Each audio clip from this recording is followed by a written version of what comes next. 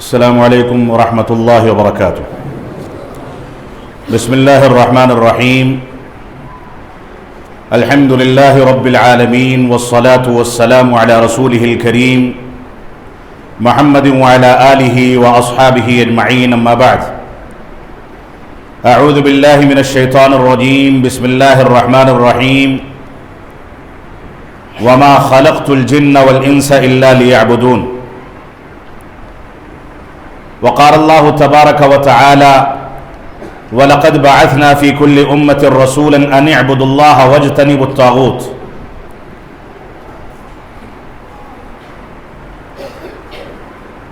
محترم جناب صدر اجلاس، گجرات کے اس علاقے کے ذمہ داران جماعت، اس مسجد کے ذمہ داران، اس علاقے کے احباب جماعت، خواتین ملت اسلامیہ، نوجوان ساتھیوں اور عزیز بچوں، جو موضوع مجھ کو دیا گیا ہے اس موضوع کی اہمیت اور اس کی عظمت کو صرف اس سے سمجھا جا سکتا ہے کہ اللہ رب العالمین نے ہم کو دنیا میں اسی مقصد کی تکمیل کے لیے پیدا فرمایا ہے۔ اللہ رب العالمین نے فرمایا وَمَا خَلَقْتُ الْجِنَّ وَالْإِنسَ إِلَّا لِيَعْبُدُونَ، کہ ہم نے انسانوں کو اور جناتوں کو اس وجہ سے پیدا کیا ہے کہ وہ میری عبادت کریں۔ بعض مفسرین کہتے ہیں إِلَّا لِيُوَحِّدُونَ، کہ صرف میری وحدانیت کا اقرار کریں، توحید کے تقاضوں کو سمجھیں، توحید کی تعریف اور اس کے سارے نکات کو سمجھیں،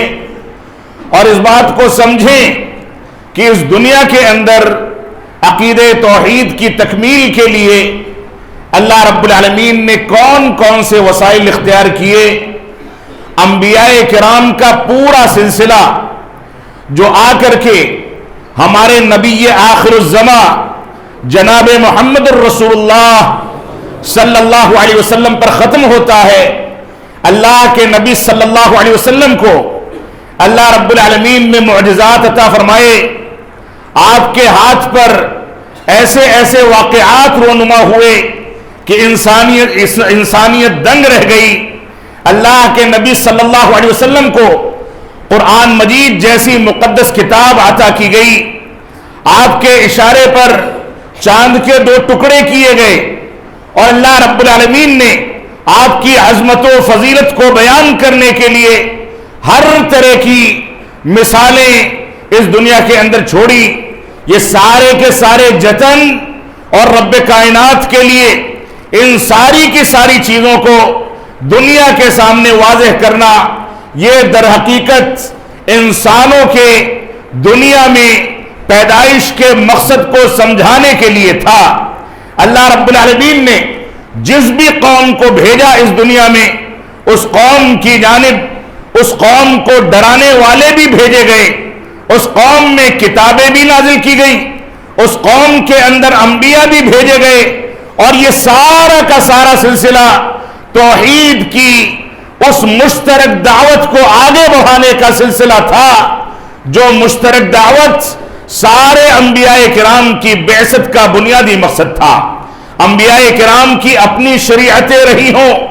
اپنا طریقہ رہا ہو، عبادت کا اپنا ڈھنگ اور اپنا اسلوب رہا ہو، اپنے اپنے طریقے پر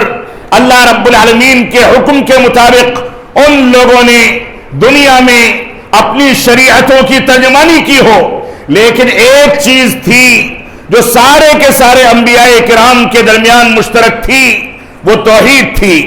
اللہ رب العالمین نے نوح علیہ السلام کو، عیسیٰ علیہ السلام کو،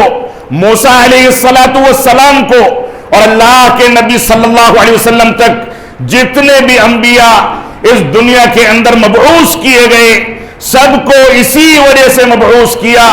کہ وہ اس بات کی دعوت دیں کہ اللہ رب العالمین کے علاوہ کوئی معبود حقیقی نہیں ہے، اور صرف اللہ رب العالمین کی عبادت کی جانی چاہیے. یہی دنیا میں پیدائش کا مقصد ہے جس کے بارے میں اللہ رب العالمین نے واضح کر دیا وما خلقت الجن والانس الا لیعبدون کہ میں نے انسانوں کو اور جناتوں کو اس وجہ سے پیدا کیا ہے کہ وہ صرف اور صرف میری عبادت کریں, میری توحید کے تقاضوں کو سمجھیں. اور اللہ رب العالمین نے فرمایا وَلَقَدْ بَعَثْنَا فِي كُلِّ أُمَّةٍ رَسُولًا أَنِ اعْبُدُوا اللَّهَ وَاجْتَنِبُوا الطَّاغُوتَ کہ ہم نے ہر امت میں کوئی نہ کوئی نبی بھیجا یا نبی کا وارث بھیجا تاکہ لوگ صرف اور صرف اللہ رب العالمین کی عبادت کریں. وَاجْتَنِبُوا الطَّاغُوتَ اور طاغوت کی عبادت سے بچیں. یہ توحید اور توحید سے متعلق جو موضوع آپ کے سامنے رکھا گیا ہے اس موضوع کی تمہید میں ہم کو اس بات کو سمجھ لینا چاہیے کہ عقیدہ توحید کس کو کہا جاتا ہے. اس کے بالمقابل جو شرکیات اور غلط انداز کے عقائد اختیار کیے جاتے ہیں ان کی قباحت کیا ہے, ان کی برائی کیا ہے, عقیدہ توحید کی اہمیت کیا ہے اور عقیدہ توحید کو اپنائے بغیر کامیابی ممکن کیوں نہیں ہے. یہ ایک بنیادی سوال ہے جس سوال کے جواب کو آپ سن لیں, سمجھ لیں کہ عقیدہ توحید کس کو کہتے ہیں. عقیدہ توحید در حقیقت توحید ربوبیت, توحید الوہیت, توحید اسماء و صفات, ان تینوں کی تینوں چیزوں کو صحابہ کرام کے طرز پر سمجھنا. صحابہ کرام نے جس انداز سے ان چیزوں کی صراحت اور وضاحت فرمائی ہے اس طریقے پر توحید کو سمجھنا یہ بنیادی مسئلہ ہے. آج کے دور میں ایک شخص قبر کا مجاور بن کر کے بیٹھ جائے,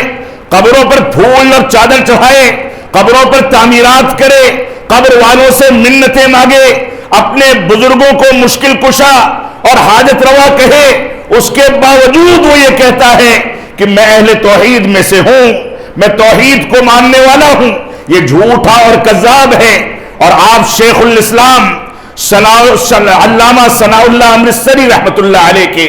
اس واقعے کو سن کر کے چلیں تاکہ آپ سمجھ سکیں کہ توحید کا مقام کیا ہے اور اہل توحید کا کس انداز سے ٹھٹھا اڑایا جاتا ہے, مذاق اڑایا جاتا ہے. میں نے اپنے والد گرامی رحمت اللہ علیہ سے اس واقعے کو ان کی تقریر کے اندر جا بجا سنا ہے. وہ فرماتے تھے کہ شیخ الاسلام علامہ ثناء اللہ امرتسری رحمت اللہ علیہ ایک مرتبہ اجمیر کی درگاہ پر تشریف لے جاتے ہیں. وہاں جب سجادہ نشینوں نے ان کو دیکھا اور ان سے کہا کہ مولانا آپ تو وہابڑوں کے اور وہابیوں کے مولوی ہیں, آپ یہاں مزار پر آ کر کے کیا کر رہے ہیں؟ تو انہوں نے فرمایا کہ میں آیا ہوں تماشائے شرک کرنے, دیکھنے آیا ہوں کہ تم لوگ کیسے شرک کو انجام دیتے ہو, دیکھنے آیا ہوں کہ تم لوگ کیسے اللہ رب العالمین کی ربوبیت میں, اس کی الوہیت میں اور اس کے اسماء و صفات میں شرک باللہ کا ارتکاب کر کے دنیا کا سب سے خبیث ترین گناہ انجام دیتے ہو. تو وہ ہنستا ہے, ٹھٹا لگاتا ہے اور کہتا ہے کہ آپ بڑے سیدھے مولوی ہیں, آپ کو کیا پتا یہاں تو توحید ہی توحید ہے, یہاں تو معین الدین اجمیری چشتی کے ساتھ اللہ رب العالمین کو بھی شریک نہیں کیا جاتا ہے, یہاں صرف معین الدین چشتی کی عبادت ہوتی ہے, اللہ رب العالمین کو بھی ان کی عبادت میں شریک کرنے کی گنجائش موجود نہیں ہے, یہاں تو توحید ہی توحید ہے. تو توحید کا خواب دیکھنے والے, توحید کا دعویٰ کرنے والے بہت سارے ایسے لوگ ہیں جن کو ہم میں سے بہت سارے سیدھے سادے نوجوان, اپنی جماعت کے نوجوان, ان کو اہل حدیث اور سلفی سمجھ کر کے اہل توحید میں, توحید کے دعات میں شامل کرتے ہیں. لیکن اگر باریک بینی سے کام لیا جائے تو اس فتنوں کے دور میں ایک کیمرہ اور ایک اسٹیج بنا کر کے بے شمار افراد ہیں جو بیٹھ کر کے دعوت و تبلیغ کا فریضہ انجام دے رہے ہیں, لیکن ان کو منہج سلف سے, توحید کی بنیادوں سے, توحید کی باریکیوں سے, توحید کی گہرائیوں سے کوئی بھی واقفیت نہیں یہ کوئی سمجھداری نہیں ہے کہ آپ ایک آیت کریمہ پڑھیں، سورت کا نمبر، آیت کا نمبر بیان کر دیں، آپ کوئی حدیث پڑھیں، باب کا نمبر اور حدیث کا نمبر بیان کر دیں اور منہج سلف سے واقف نہ ہو،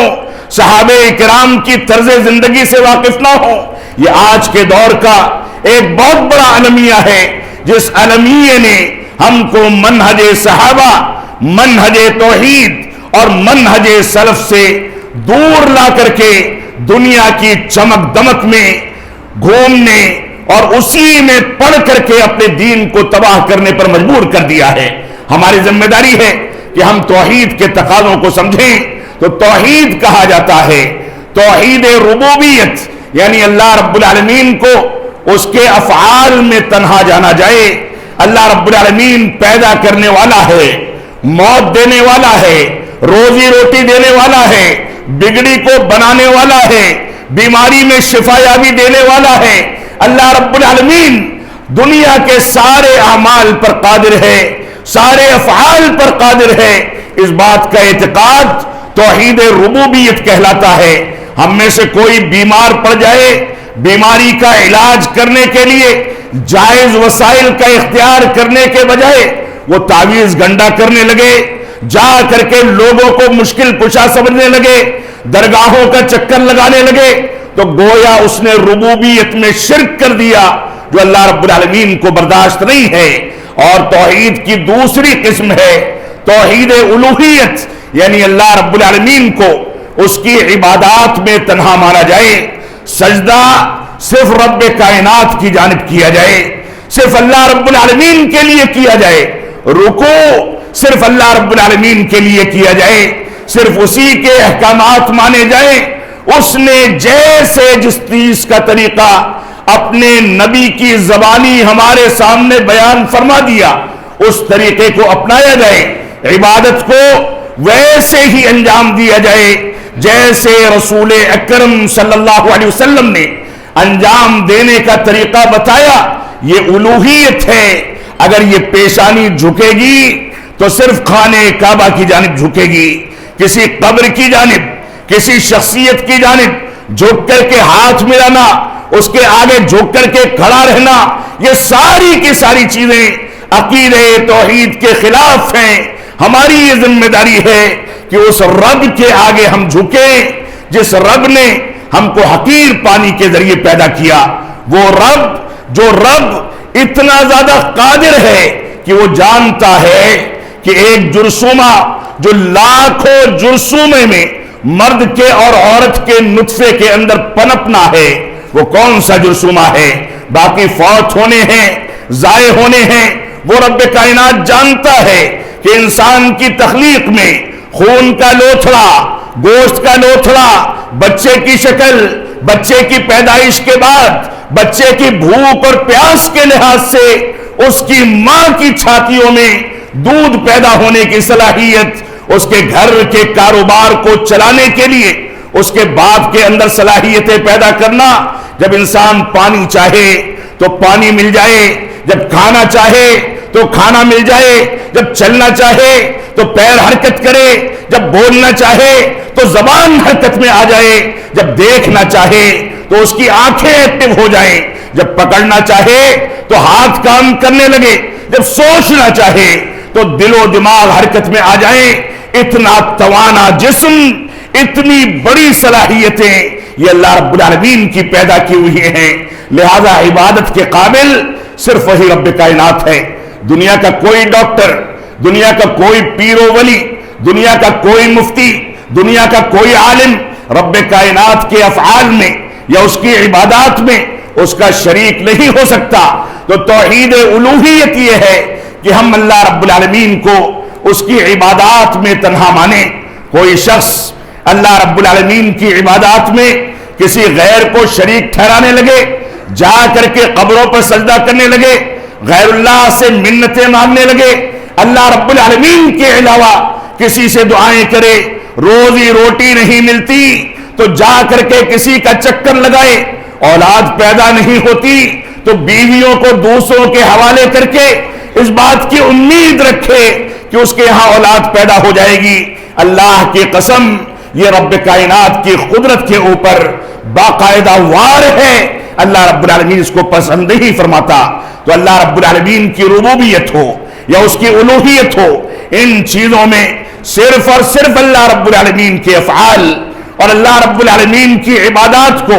اس کے ساتھ خاص کرنا، یہ توحید کی دو بنیادی چیزیں ہیں جن کو سمجھ کر کے ہمیں چلنا ہوگا۔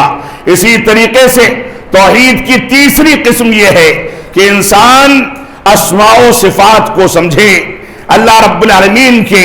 اچھے اچھے نام اور اس کی صفتیں جو قرآن مجید اور صحیح سنت کے اندر وارد ہوئے ہیں، ان چیزوں کو اللہ رب العالمین کی شان کے مطابق ان کا اقرار کرے، اس کی شان کے مطابق ان کو تسلیم کرے، اور اللہ رب العالمین کی شان کے مطابق اس کی صفات کو سمجھے اور اس کی صفات میں نہ کسی چیز کی کیفیت بیان کرے، نہ کسی چیز سے مشابہت دے، نہ کسی چیز کی مثال بیان کرے، نہ کسی صفت کا انکار کرے، نہ ان کی تعطیل کرے۔ دنیا کے اندر مسلمانوں کے درمیان اہل کلام کے جتنے فرقے وجود میں آئے، جو لوگ بھی عقیدے میں اہل سنت والجماعت کے مخالف ہوئے، جن لوگوں کے خلاف محدثین کو، علماء حق کو اپنی پوری زندگی اسلام کے دفاع میں اور ان کی غلطیوں کو واضح کرنے میں کھپانی پڑی اور صرف کرنی پڑی، یہ اہل کلام کے سارے فرقے کہیں ربوبیت میں، کہیں الوہیت میں، اور بالخصوص اسماء و صفات میں اللہ رب العالمین کی صفات کا کہیں انکار کرتے ہیں، کہیں اس کی مثال بیان کرتے ہیں، کہیں بندوں کی صفات سے اللہ رب العالمین کی صفات کو مشابہ قرار دیتے ہیں، اور کہیں اس کی کیفیت بیان کرتے ہیں، اور کہیں یہ کہتے ہیں کہ اگر ہم اللہ رب العالمین کی صفت کا اقرار کریں گے تو بندوں سے اس کی مشابہت یا اس کی کیفیت لازم آئے گی، لہذا وہ سرے سے صفات کا انکار کر دیتے ہیں۔ یہ اسماء و صفات ہے۔ آج کے دور میں چاہے رافضہ ہوں، ماتریدیہ ہوں، مشبہہ ہوں، معطلہ ہوں، ممثلہ ہوں، اور جتنے بھی فرقے ہیں یا ان سے مربوط جو دوسرے مشہور فرق گزرے ہیں، یہ سارے کے سارے فرق چاہے خوارج ہوں یا جو بھی ہوں، یہ سارے کے سارے فرق ان بنیادوں پر، اہل سنت والجماعت کی بنیادوں پر عمل نہ کر کے ان کا انکار کرتے ہیں، غلط انداز کے عقائد کو اختیار کرتے ہیں۔ لہذا ہماری یہ ذمہ داری ہے کہ ہم اس بات کو سمجھیں کہ قرآن و سنت کا مفہوم کیا ہے، اس کا تقاضا کیا ہے، منہج صحابہ کا تقاضا کیا ہے۔ تو اسماء و صفات کے اندر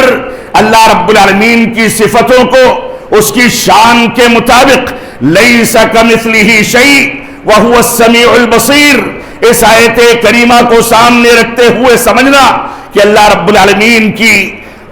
العالمین کے جیسا کوئی نہیں، اور وہ سننے والا ہے اور دیکھنے والا ہے۔ کون سا ایسا انسان ہے جو سنتا نہیں، دیکھتا نہیں؟ یہاں تک کہ جانور بھی سنتے اور دیکھتے ہیں، لیکن جہاں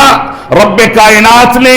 اس بات کا فرق رکھا ہے کہ عقل و شعور رکھنے والا انسان جس انداز سے دیکھتا اور سنتا ہے، ایک جانور اس طریقے سے نہ دیکھ سکتا ہے نہ سن سکتا ہے، ویسے ہی یہ انسان سن تو سکتا ہے، دیکھ تو سکتا ہے، لیکن رب کائنات کا سننا اور دیکھنا اس کی شان کے مطابق ہے۔ ہمارے سامنے 2 آدمی 3 آدمی ایک ساتھ اپنا مقدمہ رکھیں، اپنی باتیں رکھیں، اپنی گفتگو کریں، تھوڑی دیر میں انسان ولولے میں آ کر کے اور غصے میں آ کر کے لوگوں کو خاموش کر دے گا۔ یہ کان سن سکتا ہے، لیکن 2 لوگ 3 لوگ ایک ساتھ بولیں تو سمجھ نہیں سکتا۔ یہ آنکھیں دیکھ سکتی ہیں، لیکن دیوار کے پیچھے کیا ہے، اس جگہ پر کیا ہے، دوسرے ملک میں کیا ہے، اس بات کو دیکھ نہیں سکتی۔ تو اللہ رب العالمین کا دیکھنا اور سننا اس کی شان کے مطابق ہے۔ ایک وقت میں اللہ رب العالمین سے دعا کرنے والے کروڑوں اور کھربوں لوگ ہوتے ہیں جو بیٹھ کر کے رات کی تاریکی میں روتے ہیں، دن کے اجالے میں مانگتے ہیں، کوئی آہستہ دعا کرتا ہے، کوئی آواز کے ساتھ بولتا ہے، کوئی مائک میں دعا کرتا ہے، اور اجتماعی شکل میں لاکھوں کروڑوں لوگ جمع ہو کر کے اللہ رب العالمین سے کی گئی دعاؤں کے آگے آمین کہتے ہیں اور اللہ رب العالمین سے اس کی قبولیت کی امید رکھتے ہیں۔ لیکن اللہ رب العالمین سب کی التجاؤں کو سنتا ہے، سب کی دعاؤں کو سنتا ہے۔ اللہ رب العالمین جانتا ہے کہ میرا کون سا بندہ کتنے اخلاص کے ساتھ مجھ کو پکارتا ہے، کون سی زبان میں پکارتا ہے، کس لہجے میں پکارتا ہے، کس انداز اور کیفیت میں پکارتا ہے۔ تو یہ رب کائنات کی شان ہے کہ وہ دیکھتا اور سنتا ہے، لیکن اس کے مانند کوئی چیز نہیں ہو سکتی۔ تو یہ توحید کی 3 قسمیں، بلکہ اس میں ایک قسم کا اضافہ کرتا چلوں، وہ توحید اطاعت ہے۔ توحید اطاعت یا توحید اتباع، یعنی انسان طریقہ اسی طریقے کو مانے، انسان منہج اسی منہج کو مانے جس چیز کا ثبوت رسول اکرم صلی اللہ علیہ وسلم سے ملتا ہے۔ آپ نے جس چیز کا حکم دے دیا اس چیز کو اپنا لیا جائے، جن چیزوں سے روک دیا ان چیزوں سے دوری اختیار کی جائے، جتنا کچھ بتا دیا اسی پر اکتفا کیا جائے۔ اس سے آگے بڑھ کر کے انسان اگر اپنی مرضی سے، اپنے بزرگوں کے فتووں سے، اپنے مفتیوں کے فتووں کے ذریعے دین میں نئی باتیں ایجاد کرے گا تو وہ چیز قابل قبول نہیں ہوگی۔ اور آپ کے سامنے وہ واقعہ ہونا چاہیے کہ اللہ کے نبی صلی اللہ علیہ وسلم کی غیر موجودگی میں جب 3 لوگ آپ کے گھر پر تشریف لائے، آپ کے معمولات زندگی پوچھے، تو اماں عائشہ صدیقہ رضی اللہ تعالیٰ نے فرمایا کہ آپ روزہ بھی رکھتے ہیں اور بغیر روزے کے بھی رہتے ہیں، رات میں تہجد کا اہتمام کرتے ہیں اور شادیاں بھی کرتے ہیں۔ ان تینوں نے کیا کہا کہ آپ کے تو اگلے پچھلے سارے گناہ معاف ہیں، لہذا ہم اس سے بڑھ کر کے عمل کریں گے۔ ایک نے کہا میں ہمیشہ روزے سے رہوں گا، دوسرے نے کہا میں رات بھر قیام اللیل کا اہتمام کروں گا، تیسرے نے کہا میں شادی بیاہ کو تیاگ دوں گا۔ جب عائشہ صدیقہ رضی اللہ تعالی عنہا نے اللہ کے نبی صلی اللہ علیہ وسلم کو اس سے باخبر اور مطلع کیا تو آپ نے مسجد نبوی میں ممبر لگوایا، ممبر لگوا کر کے آپ نے فرمایا کہ کچھ لوگوں نے ایسا کہا ہے، اور جو میرے طریقے پر نہیں چلے گا فلیس منا، وہ مجھ میں سے نہیں ہے۔ میں روزہ بھی رکھتا ہوں، بغیر روزے کے بھی رہتا ہوں، وَأَتَزَوَّجُ النِّسَاءَ، میں عورتوں سے شادیاں بھی کرتا ہوں اور رات میں آرام بھی کرتا ہوں اور قیام اللیل کا اہتمام بھی کرتا ہوں۔ یہ طریقہ اعتدال کا طریقہ، متوسط طریقہ، درمیانہ طریقہ یہ اللہ کے نبی صلی اللہ علیہ وسلم کا تھا۔ ایک انسان رات بھر جاگے، دن بھر کاروبار سے غافل رہ کر کے نیند پوری کرے، یہ اسلام میں مطلوب نہیں ہے۔ آپ قیام اللیل کا اہتمام کریں لیکن آرام بھی کریں، آپ روزہ رکھیں لیکن جسم کو تقویت پہنچانے کے لیے کبھی کبھار کھانے پینے کا اہتمام کرتے رہیں اور روزے کو نظر انداز کر دیں۔ آپ عورتوں سے شادی کریں تاکہ آپ کی تربیت کے نتیجے میں نئی نسل جو پیدا ہو وہ نئی نسل اسلام کے سپہ سالار بنے، نکل کر کے مسجدوں کو قائم کرے، قرآن و سنت کے پیغام کو عام کرے۔ یہ آپ کی ذمہ داری ہے، یہ انسانی زندگی کا حصہ ہے۔ لہذا توحید اتباع اور توحید اطاعت یہ ہماری بنیادی چیز ہے کہ اللہ کے نبی صلی اللہ علیہ وسلم نے جس بات کا حکم دے دیا اس کو اپنا لیا جائے، جن چیزوں سے روک دیا ان چیزوں سے رک جایا جائے، اور عبادت کا جو طریقہ بتا دیا اسی طریقے کے مطابق اللہ کے نبی صلی اللہ علیہ وسلم نے جو طریقہ بتایا ہے عین اسی طریقے پر اللہ رب العالمین کی عبادت کو انجام دیا جائے۔ یہ توحید اتباع ہے۔ اگر انسان نکل کر کے کسی دوسرے کے طریقے کو اپنا لے، اللہ کے نبی صلی اللہ علیہ وسلم کے طریقے سے ٹکراؤ پیدا ہو جائے، تو امام مالک رحمت اللہ علیہ کا وہ قول ہمارے سامنے ہونا چاہیے، من ابتدع فی الاسلام بدعتا یراها حسنة فقد زعم ان الرسول صلی اللہ علیہ وسلم قد خان، لأن اللہ یقول اليوم اکملت لکم دینکم واتممت علیکم نعمتی ورضیت لکم الاسلام دینا۔ فرمایا اللہ کے نبی صلی اللہ علیہ وسلم کی پوری طرز زندگی، صحابہ کرام کی زندگی کے پورے خاکے کو سامنے رکھتے ہوئے امام مالک رحمت اللہ علیہ فرماتے ہیں، جس نے دین کے نام پر کوئی نئی بات ایجاد کر لی اور اس کو وہ ثواب کی نیت سے انجام دیتا ہے، فقد زعم ان الرسول صلی اللہ علیہ وسلم قد خان، تو گویا وہ یہ اتہام لگاتا ہے، نعوذ باللہ من ذالک، کہ اللہ کے نبی صلی اللہ علیہ وسلم نے خیانت کی ہے، کیونکہ اللہ کے نبی صلی اللہ علیہ وسلم نے اپنے دین کو مکمل کر دیا۔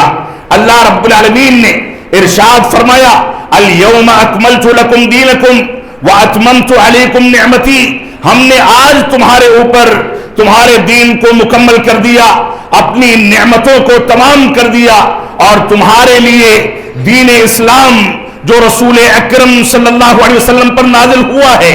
اس کو پسندیدہ دین قرار دیا۔ اور اسی آیت کریمہ کے نزول کے موقع سے اللہ کے نبی صلی اللہ علیہ وسلم نے حجۃ الوداع میں صحابہ کرام کو گواہ بنا کر کے پوچھا تھا کہ کیا میں نے دین اسلام کی امانت تم لوگوں تک پہنچا دی؟ کیا میں نے دین اسلام کی امانت تم لوگوں تک پہنچا دی؟ کیا میں نے دین اسلام کی کے حق کی ادائیگی کر دی؟ سارے کے سارے صحابہ کرام نے ایک زبان ہو کر کے کہا کہ ہاں اللہ کے نبی صلی اللہ علیہ وسلم آپ نے دین کا حق ادا کر دیا، دین کی امانت کا حق ادا کر دیا، دین کی دعوت و تبلیغ کا حق ادا کر دیا۔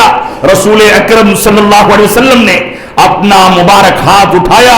اور رب کائنات کو گواہ بنا کر کے کہا،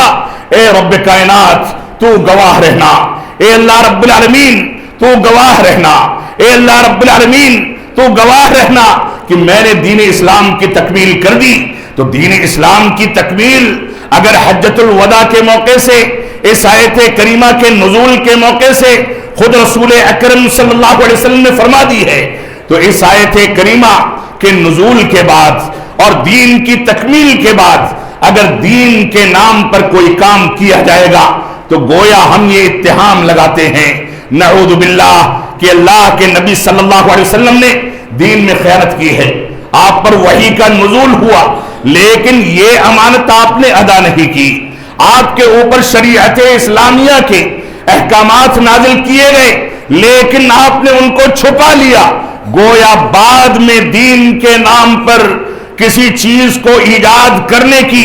سب سے بڑی قباحت اور سب سے بڑی خرابی یہ ہے کہ گویا ہم اللہ کے نبی صلی اللہ علیہ وسلم کی توحید اتباع میں خیانت کرتے ہیں اور آپ کے اوپر خیانت کا اتہام لگاتے ہیں، جو اللہ رب العالمین کو کسی بھی صورت میں برداشت نہیں ہو سکتا۔ تو اللہ رب العالمین کا فرمان ہے ان اللہ لا یغفر ان یشرک بہ ویغفر ما دون ذلک لمن یشاء ومن یشرک باللہ فقد ضل ضلالا مبینا۔ اللہ رب العالمین نے فرمایا کہ اللہ رب العالمین دنیا کے سارے گناہوں کو معاف کر دیتا ہے، لیکن اس بات کو کسی بھی صورت میں معاف نہیں فرماتا کہ انسان اللہ رب العالمین کے ساتھ کسی کو شریک ٹھہرائے، چاہے اس کی ربوبیت میں، چاہے اس کی الوہیت میں، چاہے اس کے اسماء و صفات میں، اور چاہے اس کے نبی کی پیروی اور اتباع میں، یہ علم رکھتے ہوئے کہ نبی نے اس کے مفتی اور اس کے امام کے خلاف کوئی بات کہی ہے، یا اس کا مفتی اور امام نبی کے دستور کے خلاف فیصلہ کرتا ہے، یہ اعتقاد رکھتے ہوئے اگر کسی نے تقلید شخصی کی بنیاد پر رسول اکرم صلی اللہ علیہ وسلم کی بات کو ثابت ہونے کے باوجود نکار دیا تو گویا اس نے اللہ کے نبی صلی اللہ علیہ وسلم پر جو ان آپ کے حقوق ہیں ان حقوق کو نکار دیا۔ تو اللہ رب العالمین نے فرمایا کہ اللہ رب العالمین اس بات کو قطعاً معاف نہیں فرمائے گا کہ انسان رب کائنات کے ساتھ کسی کو شریک ٹھہرائے، اس کے علاوہ جس کو چاہے وہ معاف کر دے، شرک پر مرنے والا مخلد فی النار ہے۔ اللہ رب العالمین کے ساتھ شریک ٹھہرانے والا ہمیشہ ہمیشہ جہنم میں رہے گا، اس کا حشر کفار و مشرکین کے ساتھ ہوگا۔ ایسے شخص کی اگر موت اس کے اسی اعتقاد پر ہوتی ہے تو معافی کا کوئی امکان نہیں ہے، جنت میں جانے کا کوئی امکان نہیں ہے۔ اس وجہ سے اس دنیا کے اندر ہم کو توحید کی اہمیت کو، توحید کے تقاضوں کو سمجھنا ہوگا۔ یہ توحید کیا ہے؟ توحید کی اتنی تاکید کیوں کی گئی؟ توحید کے لیے یا توحید کے مشن کی تکمیل کے لیے سارے کے سارے انبیاء کرام کو مبعوث کیا گیا، علماء کو ان کا وارث بنایا گیا۔ توحید کے مشن کی تکمیل کے لیے صحابہ کرام نے بھوک اور پیاس کو برداشت کر لیا۔ بلال حبشی کی پیر میں بیڑیاں ڈالی گئی، ان کے آقاؤں نے ان کو گھسیٹا، آل یاسر کو ستایا گیا، ان کے انگاروں پر لٹایا گیا، ان کو قتل کیا گیا، ان کے پیچھے اوباش لگائے گئے۔ خود رسول اکرم صلی اللہ علیہ وسلم نے جب توحید کی دعوت کا اظہار اور اعلان کیا تو طائف کے لوگوں نے آپ کو لہو لہان کر دیا۔ روایات میں ملتا ہے کہ ان کے اوپر پتھروں سے بارش کرتے تھے، آپ کے مبارک جوتوں کے اندر آپ کا خون جم جایا کرتا تھا، اتنا خون بہتا تھا۔ یہ توحید کی دعوت کے نتیجے میں اللہ رب العالمین نے ان لوگوں کو آزمایا تھا، اور اس کے باوجود جب آل یاسر آ کر کے اللہ کے نبی صلی اللہ علیہ وسلم سے سوال کرتے تھے، آپ سے مدد طلب کرتے تھے، پوچھتے تھے اور کہتے تھے کہ ہمارے ساتھ ایسا وتیرہ اختیار کیا جاتا ہے، تو آپ فرماتے تھے صبراً یا آل یاسر ان موعدنا الجنہ، کہ اے آل یاسر تم صبر سے کام لو، ہمارا جو وعدہ ہے وہ جنت میں ملاقات کا وعدہ ہے۔ یہ آل یاسر جن کے سامنے اللہ کے نبی صلی اللہ علیہ وسلم نے یہاں تک فرمایا، صحیح بخاری کی روایت ہے کہ ماضی کی قوموں کو دیکھ لو، ان امتوں کو دیکھ لو، جب ان کے انبیاء کے ماننے والوں نے توحید کا اعلان کیا تو ان کے دشمنوں نے، اس دور کے کفار و مشرکین نے جلاد پن کا یہ ثبوت دیا کہ ان کے جسموں کو جیتے جی دو ٹکڑوں میں آری سے چیر کر کے دو ٹکڑوں میں تقسیم کر دیا۔ صورتحال یہ تھی کہ لوہے کی کنگھیوں سے جیتے جی ان کا گوشت نوچ لیا جاتا تھا، ہڈیاں نظر آتی تھی۔ اور ابھی ماضی قریب تک اہل سنت والجماعت کے افریقہ کے ممالک میں اور دوسرے ممالک میں ایسے علماء گزرے ہیں جن کے اوپر دعوت حق کے نتیجے میں اتنا زیادہ ابتلاء و آزمائش کے پہاڑ ٹوٹے کہ وہاں کے دشمنوں نے چونا کچا گڈھے کے اندر ڈال کر کے اس میں پانی ڈالا اور ان کو اس کے اندر پھینک دیا۔ یہ ماضی قریب تک کے واقعات ہیں۔ ہمارے علماء کو اسی ہندوستان کی سرزمین پر انگریزوں کے ظلم و استبداد کا، کون سے ظلم و استبداد کی کون سی قسم کا سامنا نہیں کرنا پڑا۔ ہمارے علماء صادق پور نے، علماء اہل حدیث نے جس انداز سے قربانیاں اسی توحید کے قیام کے لیے، توحید کی دعوت و تبلیغ کے نتیجے میں مسجد کے محرابوں اور ممبروں سے توحید کی تعلیم دینے کے نتیجے میں جس انداز سے ابتلاء و آزمائش کا سامنا کیا، بتایا جاتا ہے کہ 3-3 4-4 میٹر کے کمروں میں، جس میں نہ بیت الخلا ہوتا تھا، نہ نہانے کے لیے حمام ہوتے تھے، اس میں کئی لوگوں کو جمع کر کے قید و بند کی زندگی گزارنے پر مجبور کیا جاتا تھا۔ اسی میں استنجا اور قضاء حاجت سے فراغت حاصل کرنی ہے۔ اور کھانے میں وہ کہتے ہیں، تذکرہ صادقہ کے اندر آپ کتابوں کو اٹھا کر کے دیکھیں، کہتے ہیں کہ ان لوگوں کو کھانے کے لیے جو روٹیاں دی جاتی تھی، وہ روٹیاں بال، مٹی اور آٹے سے ملا کر کے، آٹے کو گوندھ کر اس کی روٹیاں بنائی جاتی تھی، اور ساتھ میں جو سبزی ہوتی تھی اس کے ساگ کو ارک کر کے ساگ کا ڈنٹھل ابال کر کے دے دیا جاتا تھا کہ اس کو کھا کر کے زندگی گزاریں۔ تو معمولی آزمائشیں نہیں ہیں۔ اور میں جماعت کے اپنے غیور نوجوانوں سے، جماعت کے احباب سے اس بات کی اپیل کرنا چاہوں گا کہ سیاست میں اتار چڑھاؤ میں، رنگینیوں میں، چمک دمک میں، فضول خرچیوں میں، پیسے کے سلسلے میں، اسراف و تبذیر میں، منہج سلف سے الگ ہٹ کر کے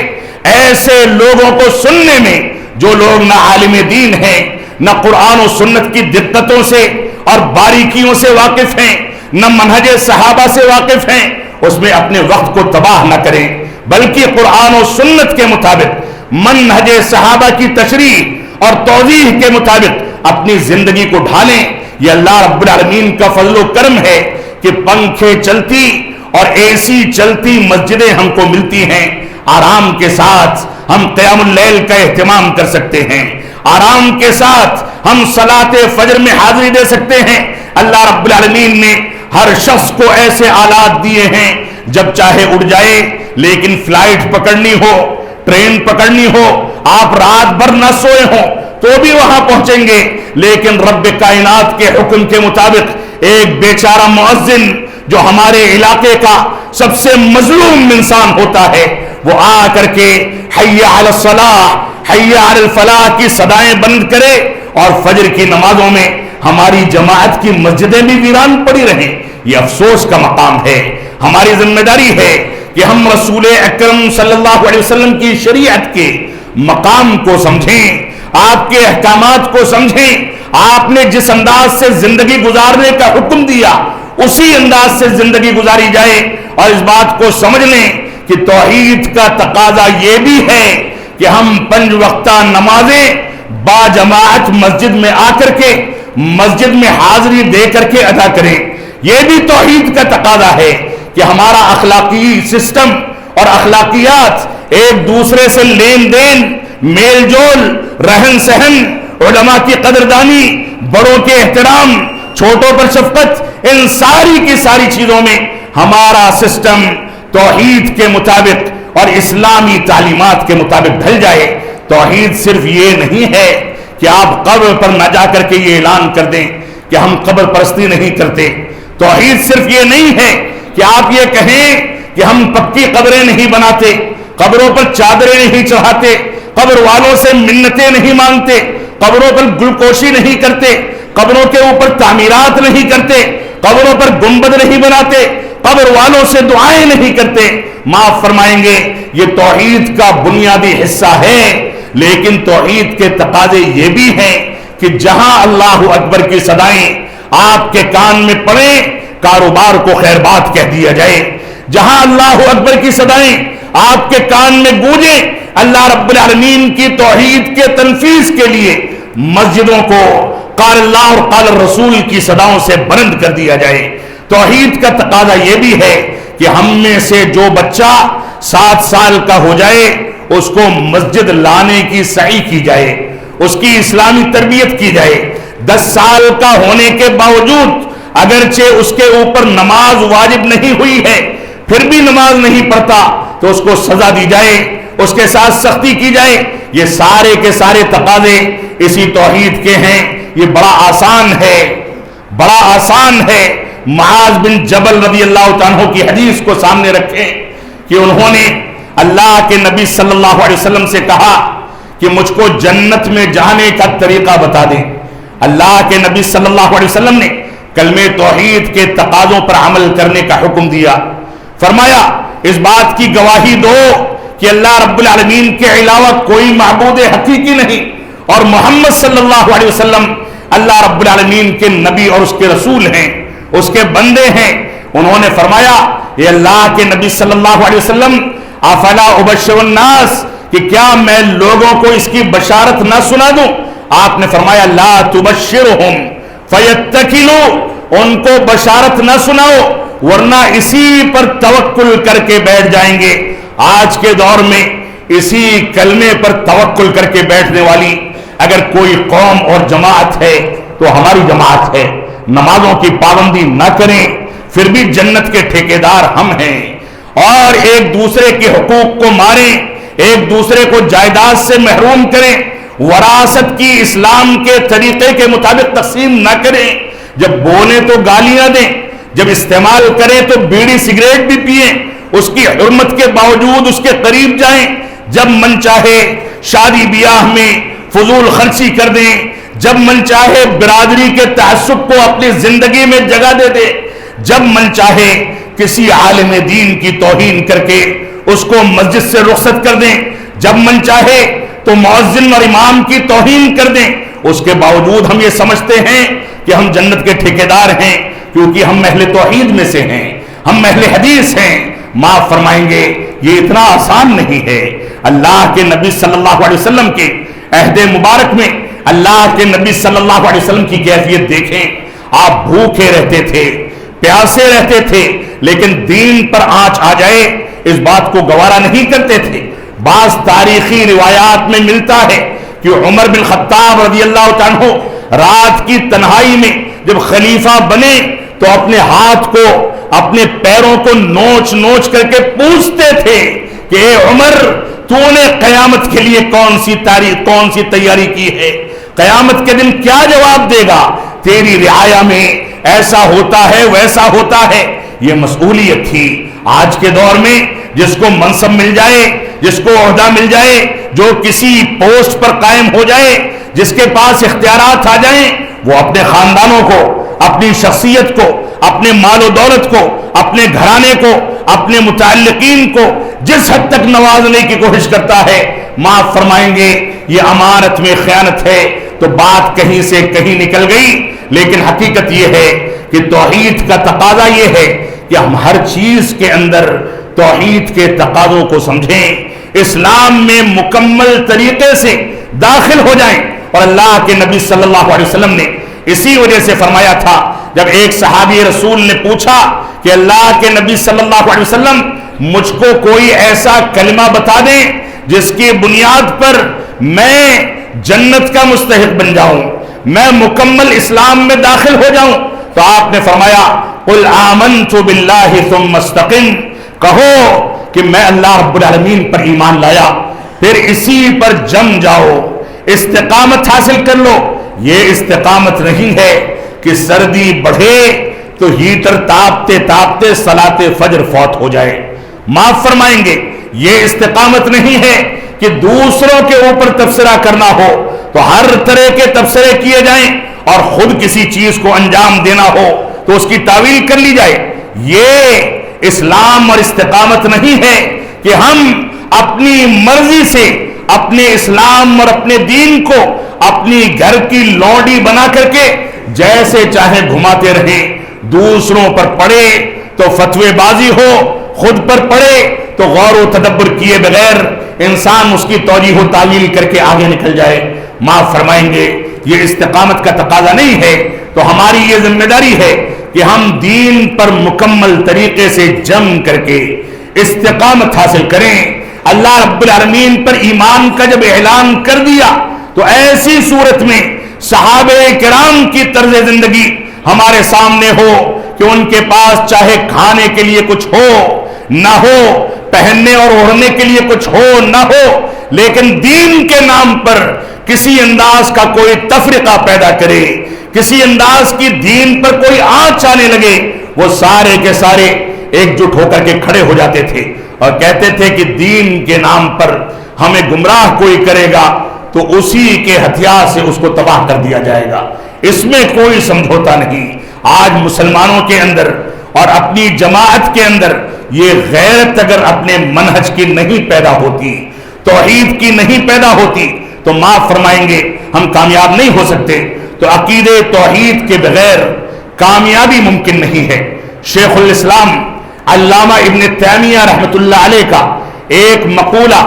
ذکر کر کے میں اصل موضوع پر آؤں گا، اور بات لمبی ہو گئی تمہید کی شکل میں، اس کے لیے معذرت خواہ ہوں۔ شیخ الاسلام علامہ ابن تیمیہ رحمۃ اللہ علیہ فرماتے ہیں لا شیء احب الی اللہ من التوحید ولا شیء ابغض الی اللہ الیہ من الشرک۔ فرمایا کہ اللہ رب العالمین کے نزدیک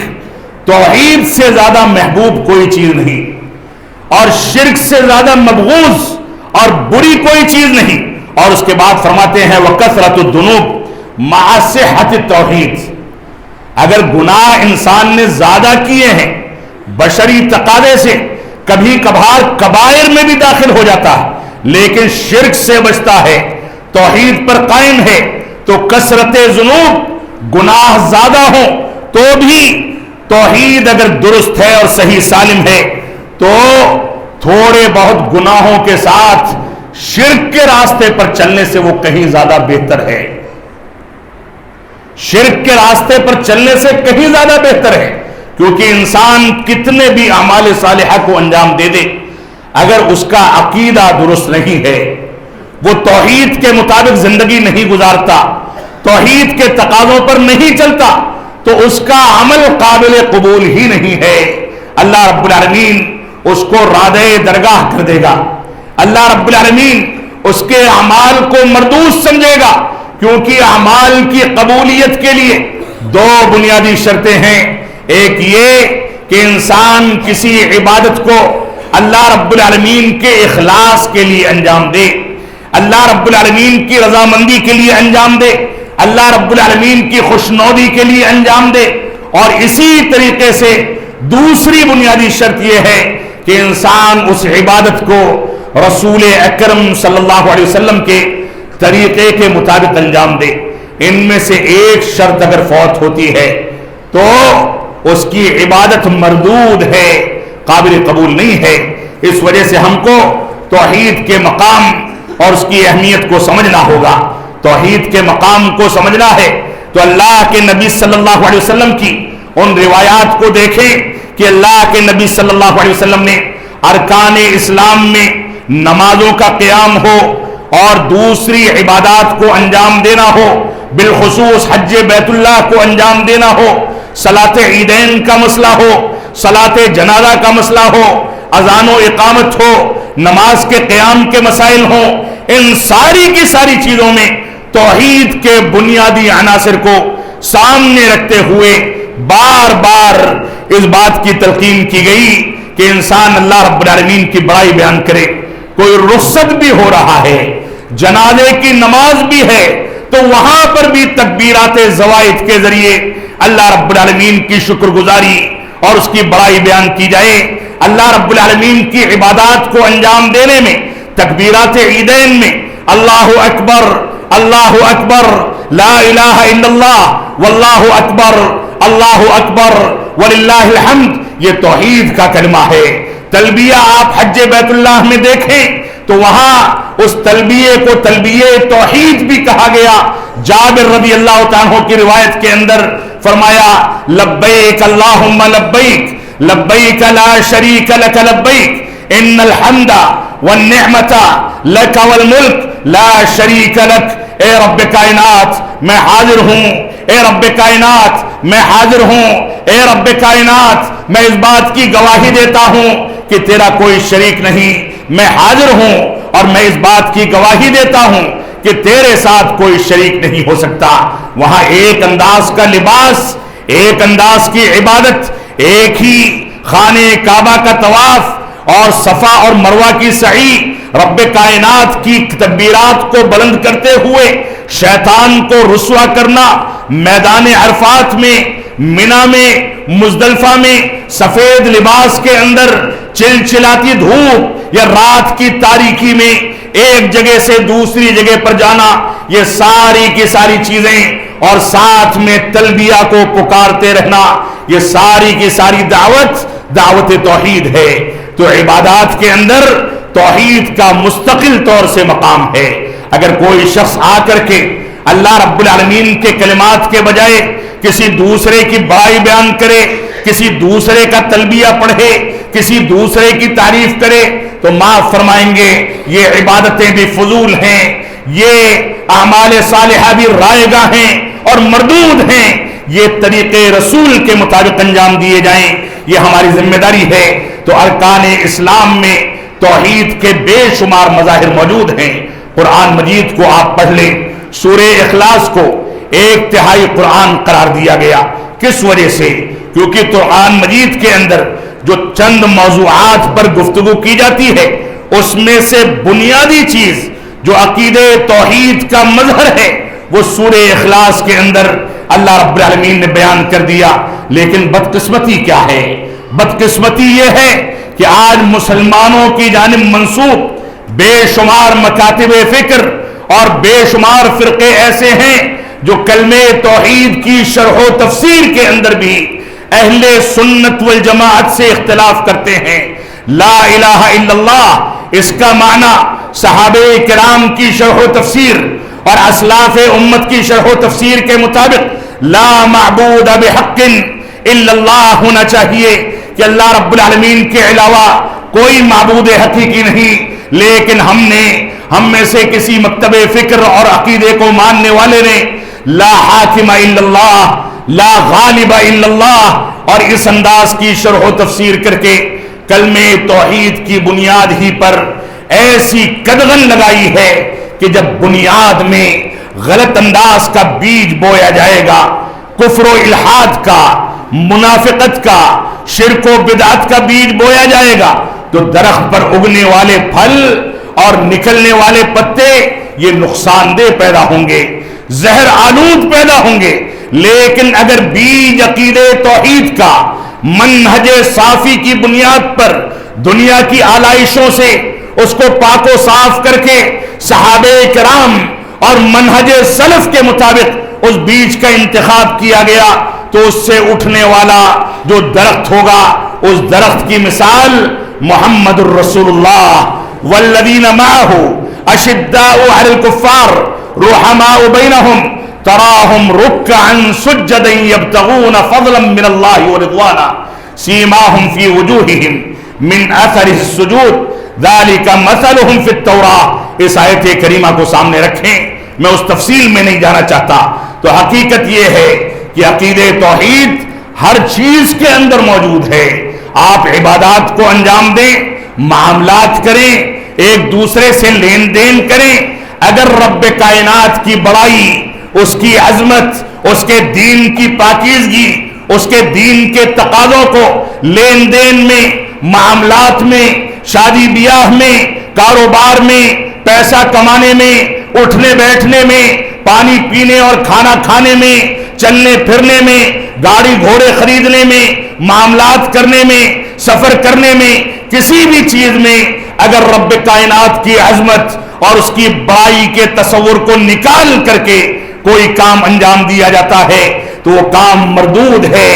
بے برکت ہے، اس کام کے اندر برکت پیدا نہیں ہو سکتی۔ لہذا توحید کا تقاضا یہ ہے کہ ہم اسلام کے اندر یا دنیاوی کاموں کو انجام دینے میں ہر چیز میں رب کائنات کی رضامندی کو،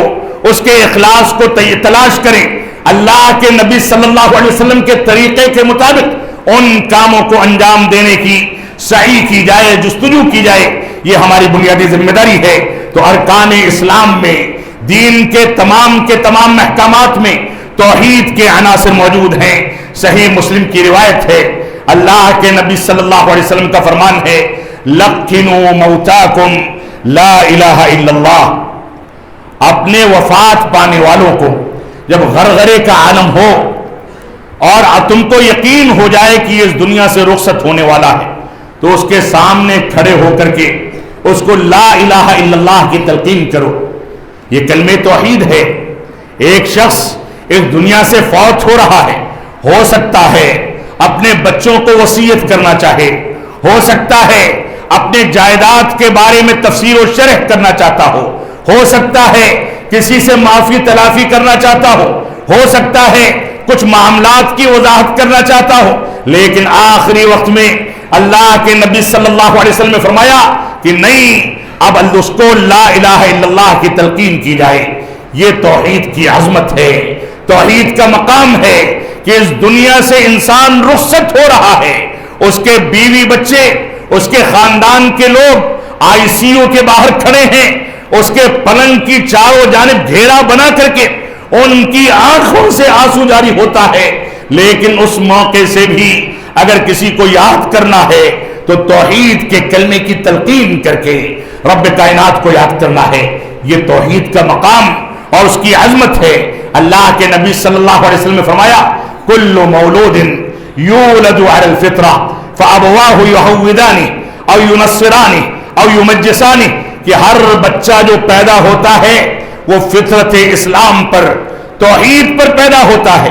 لیکن اس کے ماں باپ اس کوڑے کاغذ پر جو لکھ دیں عیسائی ہیں عیسائیت کو لکھ دیں، نصرانی ہیں نصرانیت کو لکھ دیں، اور اگر اہل شرک میں سے ہیں تو اس کورے کاغذ پر شرکیہ عقائد کو گود دیا جائے، لیکن وہ پیدا ہوا ہے عقیدہ توحید پر۔ یہ عقیدہ توحید کا مقام ہے۔ اللہ رب العالمین نے ہر پیدا ہونے والے شخص سے ازل میں اس بات کا وعدہ لے لیا تھا کہ وہ اللہ رب العالمین کی توحید پر چلے گا، اس کی توحید کے تقاضوں کے مطابق زندگی گزارے گا۔ اور اللہ کے نبی صلی اللہ علیہ وسلم نے ایک حدیث قدسی میں ارشاد فرمایا کہ اللہ رب العالمین نے فرمایا ہے، یا ابن آدم، اے بنی آدم تم سن لو، لو اتیتنی بقراب الارض خطایا، میرے پاس قیامت کے دن جب تم حاضری دو گے ضروع زمین کے برابر بھی اگر گناہوں کو لے کر کے آؤ گے، لیکن تم نے میرے ساتھ کسی کو شریک نہیں ٹھہرایا ہوگا، لَأَتَيْتُكَ بِقُرَابِهَا مَغْفِرَةً، تو میں روح زمین کے برابر تمہارے پاس مغفرت لے کر کے، معافی اور تمہاری معافی کا اعلان لے کر کے آؤں گا اور تم کو معاف کر دیا جائے گا، لیکن شرط یہ ہے کہ میرے ساتھ تم نے کسی کو شریک نہ ٹھہرایا ہو۔ اور اللہ کے نبی صلی اللہ علیہ وسلم کا فرمان ہے، صحیح مسلم کی روایت ہے، من لقی اللہ یشرک بہ شیئا دخل لا یشرک بہ شیئا دخل الجنہ، جو اللہ رب العالمین سے اس حالت میں ملاقات کرے گا کہ اللہ رب العالمین کے ساتھ اس کی ربوبیت و الوہیت و اسماء و صفات میں کسی کو شریک نہیں ٹھہراتا تھا، تو دخل الجنہ، وہ جنت میں داخل ہوگا۔ اور جو رب کائنات سے اس حالت میں ملاقات کرے گا یشرک بہ شیئا، کہ اس کے ساتھ کسی کو شریک ٹھہراتا تھا، اس حالت میں ملا، دخل النار، تو وہ دوزخی ہے۔ اللہ رب العالمین نے بہت اچھی مثال دے کر کے قرآن مجید میں فرمایا، یا ایھا الناس ضرب مثل فاستمعوا لہ، اے لوگو میں تمہارے سامنے ایک مثال بیان کرتا ہوں، اس کو غور سے سن لو۔ رب کائنات نے کسی قوم کو مخاطب نہیں کیا ہے، صرف مسلمانوں اور مومنوں کو مخاطب نہیں کیا ہے، بلکہ فرمایا یا ایھا الناس، اے لوگو، چاہے تمہارا تعلق یہودیت سے ہو، نصرانیت سے ہو، کمیونسٹوں سے ہو، آتش پرستوں میں سے ہو، یا کسی سے بھی تمہارا تعلق ہو، چاہے تم مسلمان ہو، کسی بھی مکتب فکر کے ماننے والے ہو، تم سارے کے سارے لوگ کان کھول کر کے اس مثال کو سن لو، ان الذین تدعون من دون اللہ لن یخلقوا ذبابا ولو اجتمعوا لہ، سن لو جن لوگوں کو اللہ رب العالمین کو چھوڑ کر کے پکارا جاتا ہے، چاہے بغداد والے کو بلا دو، نظام الدین کو بلا لو اور اجمیری کو بلا لو، دنیا کی ساری درگاہیں، سارے مندروں میں پلنے والے بت یا وہ شخصیتیں جن کو رب کائنات کا شریک ٹھہرایا جاتا ہے، ان سب کو دنیا کے کسی میدان میں جمع کر دیا جائے اور ان سے کہا جائے کہ تم ایک مکھی کو پیدا کر کے دکھاؤ، لن یخلقوا ذبابا، ایک مکھی بھی پیدا نہیں کر سکتے، ولو اجتمعوا لہ، ایک مکھی پیدا کرنے پر یہ سارے کے سارے جمع ہو جائیں تو ایک مکھی بھی پیدا نہیں کر سکتے۔ وَإِن يَسْلُبْهُمُ الذُّبَابُ شَيْئًا لَا يَسْتَنقِذُوهُ مِنْهُ، اور اگر یہ مکھی ان کے چڑھاوے میں سے یا ان کے مال و دولت میں سے کوئی چیز تھوڑی سی اٹھا کر کے لے جاتی ہے تو اس چیز کو دوبارہ چھین بھی نہیں پاتے۔ آپ دیکھتے ہوں گے ہمارے گھروں میں مکھی بھنبھنا رہی ہے، کئی لوگ اس کے پیچھے پڑتے ہیں کہ اس کو مار دیا جائے، نہیں مار پاتے، کیونکہ رب کائنات نے جو مقدر میں لکھا ہے وہی ہونا ہے۔ تو فرمایا یہ مکھی کو چھین کر کے لے جائے تو اس سے واپس نہیں لے سکتے۔ ضعف الطالب والمطلوب، یہ جو لوگ پکارتے ہیں اور جن کو پکارا جاتا ہے یہ بڑے کمزور ہیں، یہ جب باحیات تھے قبروں میں تدفین سے پہلے یہ سجادہ نشین اور یہ مزار والے جن کو آج رب کائنات کی عبادت میں شریک کیا جاتا ہے، جب ان کو زکام ہوتا تھا، کھانسی ہوتی تھی، تو ان کے بچے ویسے ہی ڈاکٹر کے پاس دوڑتے تھے جیسے ہم اپنے باپ کو لے کر کے ڈاکٹر کے پاس دوڑتے۔ جب یہ فوت ہو گئے تو ان کا خود کا سگا بیٹا ان کو اپنے کندھے پر اٹھا کر کے مٹی کے حوالے کرتا ہے، وہاں تک جانے کی سکت نہیں ہے، کوئی چیز اختیار کرنے کی سکت نہیں ہے۔ اس وجہ سے ہماری یہ ذمہ داری ہے کہ ہم شرک کی قباحت کو اور قرآن و سنت کے مقام اور عظمت کو سمجھیں۔ ہماری یہ ذمہ داری ہے کہ رسول اکرم صلی اللہ علیہ وسلم کی آخری وصیت کو سامنے رکھا جائے۔ صحیح بخاری میں اما عائشہ صدیقہ رضی اللہ تعالیٰ فرماتی ہیں کہ اللہ کے نبی صلی اللہ علیہ وسلم موت کی کیفیت میں، مرض الموت میں مبتلا تھے، آپ کے پاس بیٹھنے کی طاقت موجود نہیں تھی، مسجد تک دو لوگ کندھا دے کر کے لے جا کر کے مصلی پر بیٹھاتے تھے۔ یہ کیفیت تھی کہ آپ کو پانی پینا ہوتا تھا تو کوئی صحابی رسول آپ کے مبارک منہ پر پانی کا گلاس لگاتا تھا، اور عبداللہ بن ابو بکر رضی اللہ عنہ آئے مرض الموت کے ایام میں، ان کے ہاتھ میں تر و تازہ مسواک تھی۔ جب عائشہ صدیقہ رضی اللہ عنہا نے دیکھا کہ اللہ کے نبی صلی اللہ علیہ وسلم بار بار اس کی جانب دیکھتے ہیں، تو ان سے مسواک لے کر کے اپنے منہ سے چبائی اور چبا کر کے آپ کے منہ میں داخل کی۔ یہ کیفیت تھی، کمزوری کا یہ عالم تھا۔ اس عالم میں اللہ کے نبی صلی اللہ علیہ وسلم کبھی عائشہ صدیقہ رضی اللہ عنہا کی پیٹھ پر سہارا لیتے ہیں، کبھی مبارک رام پر سر رکھتے ہیں، اور اس عالم میں آپ نے فرمایا لعنت اللہ علی الیہود والنصارى اتخذوا قبور انبیائہم مساجد، کہ اللہ رب العالمین کی لعنت ہو یہودیوں پر، اللہ رب العالمین کی لعنت ہو نصرانیوں پر، جنہوں نے اپنے انبیاء کی قبروں کو سجدہ گاہ بنا لیا۔ تم لوگ سن لو، خبردار میری قبر کو عید نہ بنانا، میری قبر پر سجدے نہ کرنا، میری قبر کو مقدس سمجھ کر کے اس پر آ کر کے عبادات کو انجام نہ دینا۔ سن لو، جو سب سے بدترین قوم اس دنیا کے اندر گزری ہے وہ رب کائنات کے ساتھ شریک ٹھہرانے والی قوم ہے۔ لہذا مسلمان ان چیزوں کو سمجھیں، توحید کی اہمیت کو سمجھیں، اور اللہ رب العالمین نے قرآن مجید میں اور رسول اکرم صلی اللہ علیہ وسلم نے اپنی مبارک احادیث کے اندر جو کچھ ذکر کر دیا اس کے مطابق مسلمان زندگی گزاریں، یہ ہماری ذمہ داری ہے۔ تو عقیدہ توحید وہ عقیدہ ہے جس کے بغیر کامیابی ممکن نہیں ہو سکتی۔ کیوں نہیں ہو سکتی؟ کیونکہ اسی عقیدہ توحید کی تنفیذ کے لیے اللہ رب العالمین نے وَمَا خَلَقْتُ الْجِنَّ وَالْإِنسَ إِلَّا لِيَعْبُدُونَ فرما کر کے ہمارے مقصد حیات کو واضح کر دیا کہ ہم نے دنیا میں انسانوں کو اور جناتوں کو محض اپنی عبادت کے لیے پیدا کیا ہے۔ عقیدہ توحید کے بغیر کامیابی کیوں ممکن نہیں ہے؟ کیونکہ قرآن مجید اپنی ابتدا سے لے کر کے اپنی انتہا تک بار بار اس بات کا حکم دیتا ہے کہ اللہ رب العالمین کے ساتھ کسی کو شریک نہ ٹھہراؤ، صرف اللہ رب العالمین کی عبادت کرو۔ عقیدہ توحید کے بغیر کامیابی ممکن کیوں نہیں ہے کہ اس دنیا کے اندر انبیاء کرام کے مقدس سلسلے کو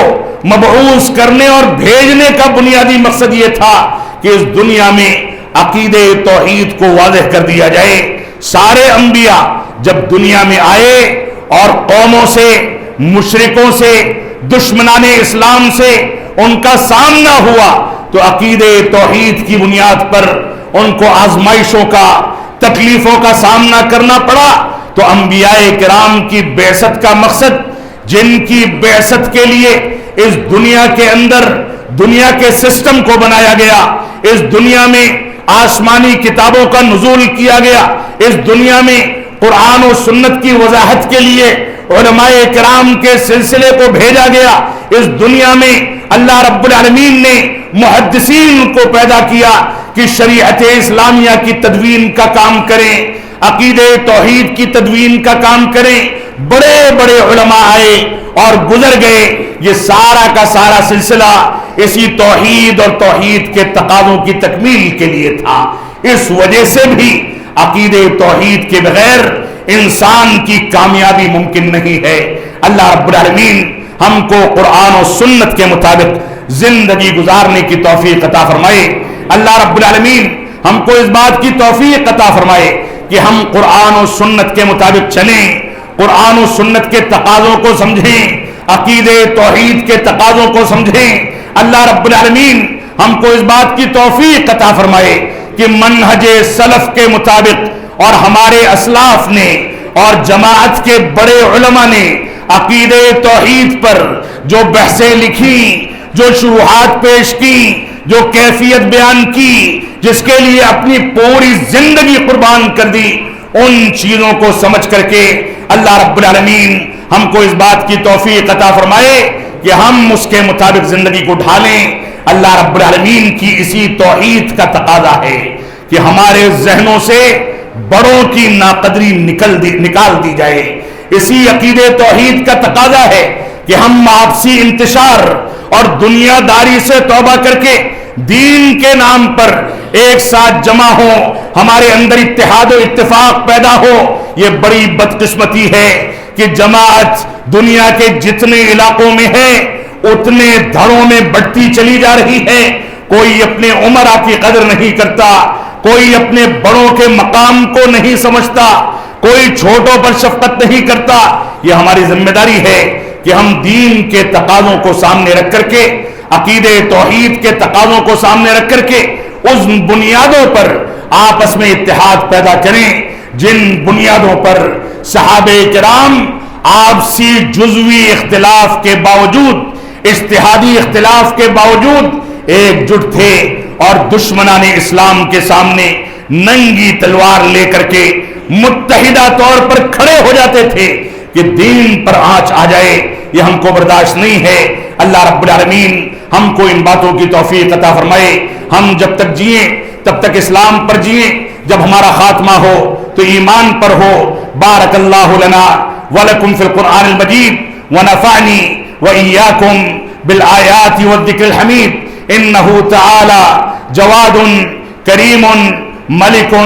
بر رؤوف الرحیم۔ والسلام علیکم ورحمۃ اللہ وبرکاتہ۔